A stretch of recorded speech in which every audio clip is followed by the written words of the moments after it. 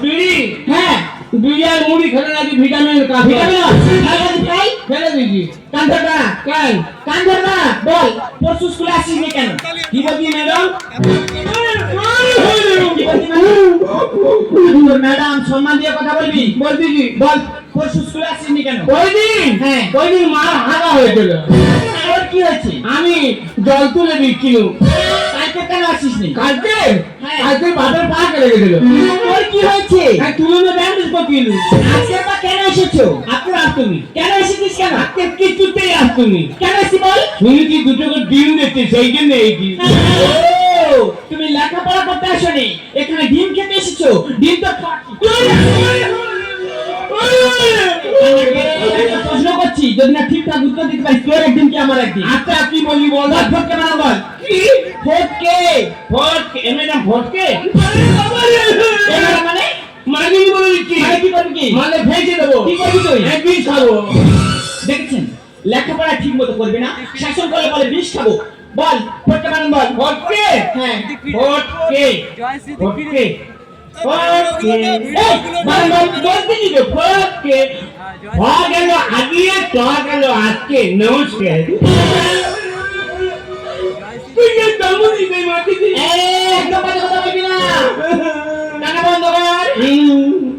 এবার আরেকটা বানান বলছি কি বলি বল ময়ূর বানান বল ময়ূর হ্যাঁ এটা না ময়ূর আরে বলেন ম্যাডাম ময়ূর বানান বল ময়ূর ময়ূর ময়ূর ময়ূর এই বলতে কি তো বলতে পারি বল ময়ূর হ্যাঁ ময়ূর ওরে উই ময়ূর না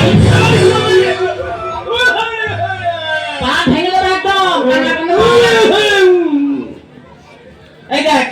এই প্রশ্নের উত্তর দিতে পারছিস নি এবার তোকে ইতিহাস থেকে প্রশ্ন করছি ইতিহাস হ্যাঁ ঠিকঠাক উত্তর দিবি দেখি হাসির মতো প্যাক প্যাক করে বলবো ঠিক আছে বল হ্যাঁ সিরাজদৌল্লা কে ছিলেন সিরাজদৌল্লা কে ছিল হ্যাঁ। ম্যাডাম মাত্রকে কি বলে দেয়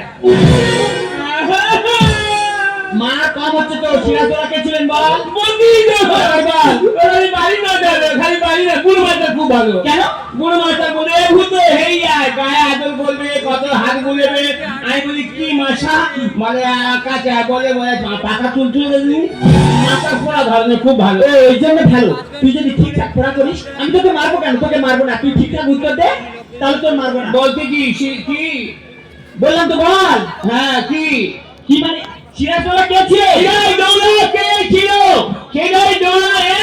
সিরাজদৌল্লা কে ছিল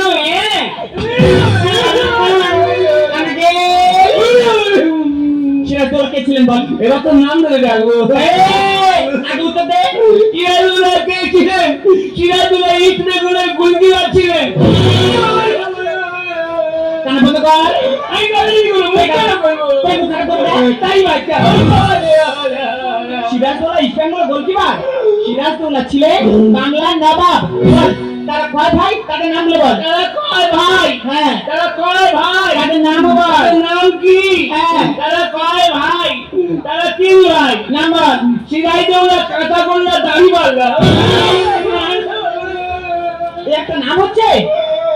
আমি এত নাম ধরে ডাকবো ওই নামটা ডাক এই বলবি কি সাহস দেখেছেন লেখাপড়া করবে না শাসন করলে আবার আমার নাম ধরে ডাকছে এবার তোকে কয়েকটা কবিতা বলবো ঠিকঠাক উত্তর দিবি কপাল দিয়ে একটা কবিতা বল কপাল হ্যাঁ কাতে কপাল কপাল দিয়ে কবিতা বল কপাল হ্যাঁ নমস্কার কপাল বল কপাল ভিডিয়া যায় নয়নের দলে